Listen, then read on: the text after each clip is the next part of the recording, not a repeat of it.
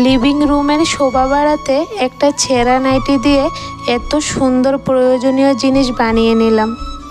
এমন কী জিনিস বানালাম জানতে হলে কিন্তু তোমাদের অবশ্যই পুরো ব্লগটার সাথে থাকতে হবে।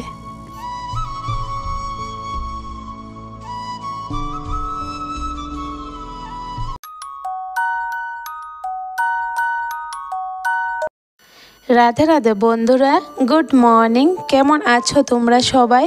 আশা করি যে যেখানে আছো ভালো আছো, সুস্থ আছো। আমরাও ভীষণ ভালো আছি।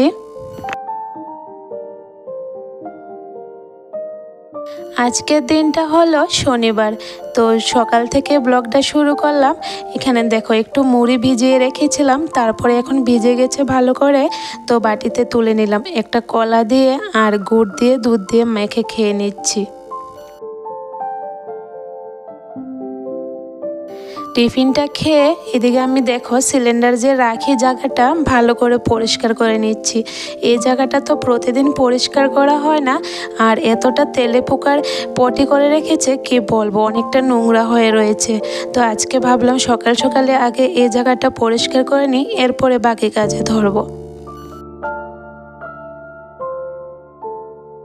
এখন এতটা পরিমাণে গরম পড়ছে কি বলবো, তো আর সকালে চাটা খাই না, এমনিতেই টিফিনটা করে নিলাম।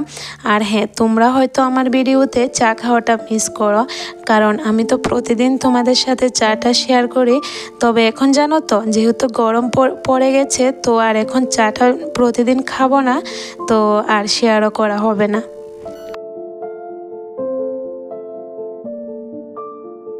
কাপড়গুলি ভিজিয়ে রাখলাম, আর পাঁচমিশালি ডাল ছিল কিছুটা, সবটাই ভিজিয়ে রাখলাম। ভিজে গেলে বাকলগুলি ভালো করে উঠে যায়, যে ডালগুলিতে বাকল আছে ওগুলি উঠে যায়।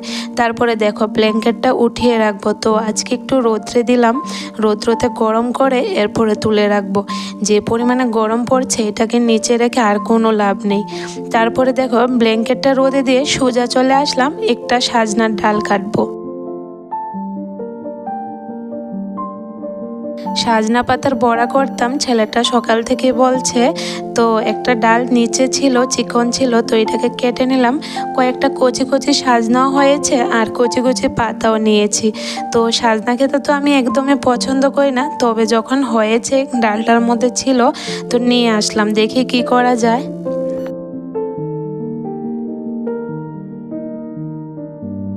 আজকে যেহেতু শনিবার, আমরা কিন্তু শনিবারে সাপ্তাহিক বাজার করি।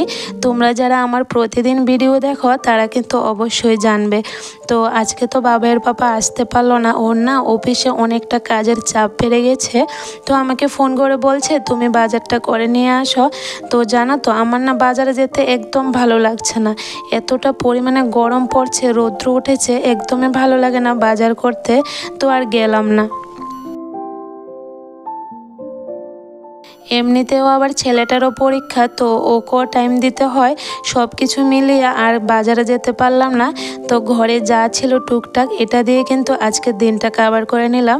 তবে রাতের বেলা কিন্তু বাবার পাপা বাড়িতে আসবে। তো এখানে দেখো আজকে আমি পাঁচমিশালির ডাল ধনেপাতা দিয়ে রান্না করেছি, আর বড়া বানাবো। কিসের বড়া বানাবো তোমরা দেখলে হয়তো অবাক হবে। আজকে আমি যে কচি সাজনাগুলো এনেছি, কচি সাজনা দিয়েছি, সাজনা গাছের পাতা দিলাম, আরও দিলাম মোচা। তো সব কিছু দিয়ে কিন্তু আমি আজকে বড়াটা বানাবো। প্রথমে ভেবেছিলাম খেতে পারবো না, তারপরে জানো তো যখন বানালাম খেতে এতটা টেস্ট হয়েছে কি বলবো।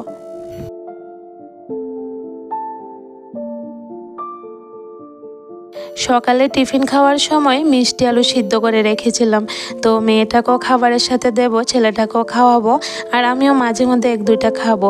তো সিদ্ধ করে রেখে দিলাম। আর দেখুন ডাল ভাত রান্না করে এখন চলে আসলাম বাইরে, কাপড়গুলি ধুয়ে দেব।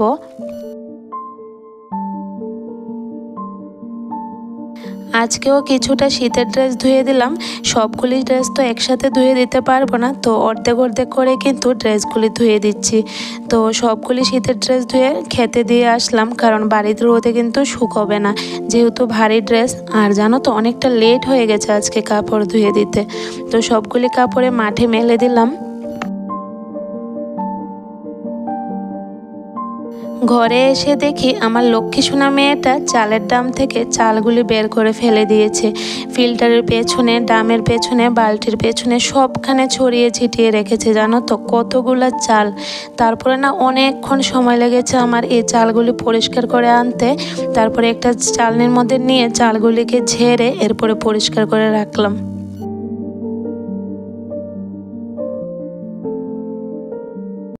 এভাবে জানো তো অনেকগুলা কাজ বাড়িয়ে দেয় আমার।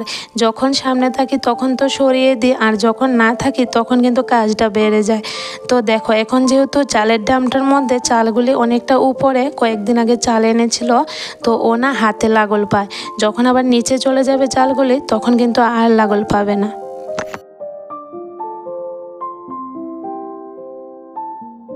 অনেকগুলো বাসন জমছে সকাল থেকে, তো সবগুলি বাসন ধুয়ে নিলাম। তারপরে এখানে দেখো বড়ার জন্য সব কিছু রেডি করে রাখছি।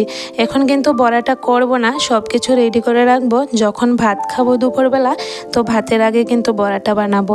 তো এখানে দেখো ডাল চালটা মিক্সি করতে করতে আমি একটু গ্লুকোজ খেয়ে নিলাম।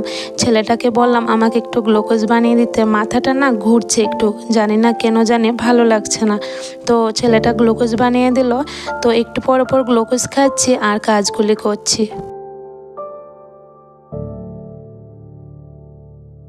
আমি কিন্তু ঘরে যে কোনো কিছুর বড়া বানালে কিন্তু চাল ডাল দিয়ে বানাই, খুব টেস্ট হয় খেতে। কোনো রকমের বেসন সুজি আমি অ্যাড করি না। এই যে আমার মেয়েটা অঙ্গনারীর থেকে চাল ডাল পায়, এই চাল ডাল দিয়ে কিন্তু আমি যে কোনো বড়া বানাই।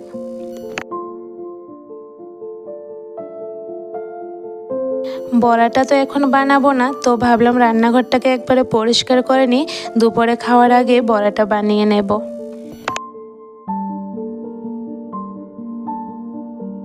প্রতিদিন রান্নার সময় জানো তো এই যে উপরের টাইলসগুলো তেলে ছিটে পড়ে, তো প্রতিদিন যদি মুছে রাখি এভাবে তাহলে কিন্তু নোংরা হতে পারে না। আর যদি একদিন না মুছি তাহলে কিন্তু তেল ছিটেটা পড়ে থাকে, জানি না কেন। উপরে কিন্তু আমি চিমনিটাও চালাই, এরপরও তেল ছিটে পড়ে ওয়ালের দিকে। আর গ্যাসের চুলাটাতে এটা কিন্তু আমি সামনের দিকে এগিয়ে রান্না করতে পারি না, কারণ মেয়েটা তো থাকে, ও হাত দিয়ে লাগল পেলে আবার কিছু একটা বিপদ ঘটে যেতে পারে। তো আমি যতটুক পারি পিছের দিকে কিন্তু গ্যাসের চুলাটাকে নিয়ে এরপরে রান্নাটা করি, তো তার জন্য ওয়ালটা বেশি একটু নোংরা হয়ে যায়। রান্নাঘরের কাজ কমপ্লিট করে এখন চলে আসলাম বেডরুমে।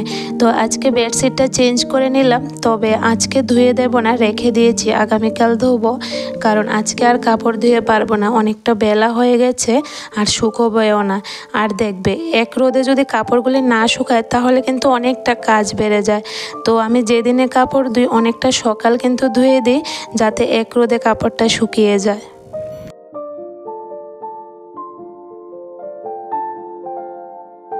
প্রতিদিনে ঘর ঝাড় দেওয়ার সময় কাগজের টুকরো বের হয়।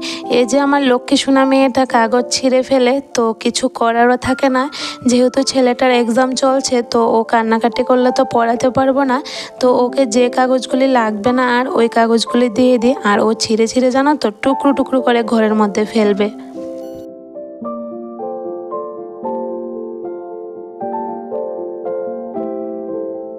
তোমাদের সাথে কথা বলতে বলতে কিন্তু এখানে আমি অনেকগুলো কাজ করে নিয়েছি।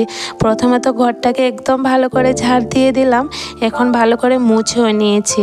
আর দেখবে ভালো করে যদি ঘর ঝাড় দিই মোছার সময় কিন্তু একদমই সময় লাগে না আর পরিশ্রমও হয় না, খুব তাড়াতাড়ি কিন্তু পরিষ্কার করে নিতে পারি। তো চলো ঘরটা মুছে এরপরে স্নান সেরে ঠাকুর পুজোটা দিয়ে নিই।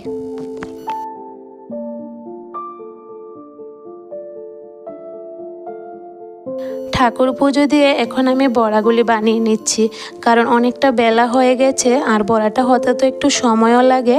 আস্তের জালে বড়াটা বানালেই কিন্তু মোচমোচা হয়, আর বেশি করে জাল দিলে উপরে লাল হয়ে যাবে আর ভিতরে কিন্তু কাঁচা থাকে। তো আস্তের জালে আমি বড়াটা বসিয়ে দিলাম, তারপরে কিন্তু মা ছেলে মিলে ভাত খেয়ে নেব। বড়াটা হতে হতে রান্নাঘরে টুকটাক কিছু কাজও করে নিচ্ছি।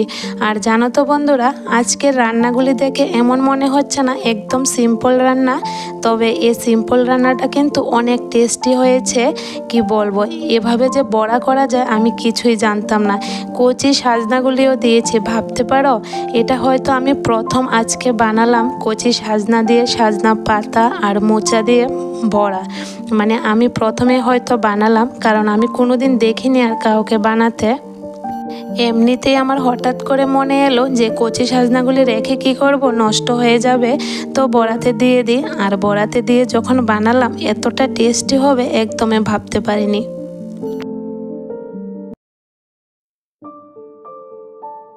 দুপুরের খাওয়া দাওয়া শেষ করে মাত্রই আমি আমার কাজে বসে গেলাম। আর জানো তো, সকাল থেকে কিন্তু ভেবে রেখেছি যে আজকে এগুলি বানাবো। তো ঘরে বসে বারান্দাতে বসে তো কিছুতে শিলাতে পারবো না, কারণ আমার ছোট্ট সোনা মেয়েটা শুয়ে হাত দেবে। তো সিঁড়িতে বসেই কিন্তু আমি শিলিয়ে নিচ্ছি। একটা ছেঁড়া নাইটি দিয়ে যে এত সুন্দর জিনিস বানানো যায় আমি কিছুতেই জানতাম না। আজকে জানো তো হঠাৎ করে কি হলো বুঝলাম না, আমার ছেলে মেয়েদের বালিশগুলোর কিন্তু কাভার নেই, এত ছোট ছোট কাভার কিনাও পাওয়া যায় না। তো ভাবলাম ঘরে যেহেতু একটা পুরনো ছেঁড়া নাইটি আছে, এটা দিয়ে কাভার বানিয়ে দেব। আর যখন কাভারগুলি বানালাম এত সুন্দর হয়েছে বালিশগুলির মধ্যে, দেখো যখন আমি ঘরের মধ্যে বিছানাতে পেতেছি আমার কিন্তু লিভিং রুমের শোভাটাই বেড়ে গেছে। কাভারগুলি শিলাতে জানো তো অনেকটা সময় লেগে গেছে কিন্তু আমার। আর যখন শিলানোর পর দেখলাম এত সুন্দর হয়েছে, আর আমার মুখের হাসিটা তোমরা দেখলে দেখবে, ঘরের যে কোনো জিনিস সুন্দর করে সাজালে কিন্তু মনটা ভীষণ খুশি লাগে। দেখো যখন বিছানাটাতে রাখলাম বালিশগুলি কি সুন্দর লাগছে। একটু বুদ্ধি খাটালে কিন্তু ঘরের ছেঁড়া পুরনো জিনিস দিয়েও কিন্তু সুন্দর প্রয়োজনীয় একটা জিনিস বানানো যায়। এখন বিকেল হয়ে গেছে, তো উঠোনটাকেও পরিষ্কার করে নিচ্ছি। তো চলো বন্ধুরা, আজকের ভিডিওটা এখানে শেষ করি। ভালো লাগলে একটা লাইক করে দিও। Good night.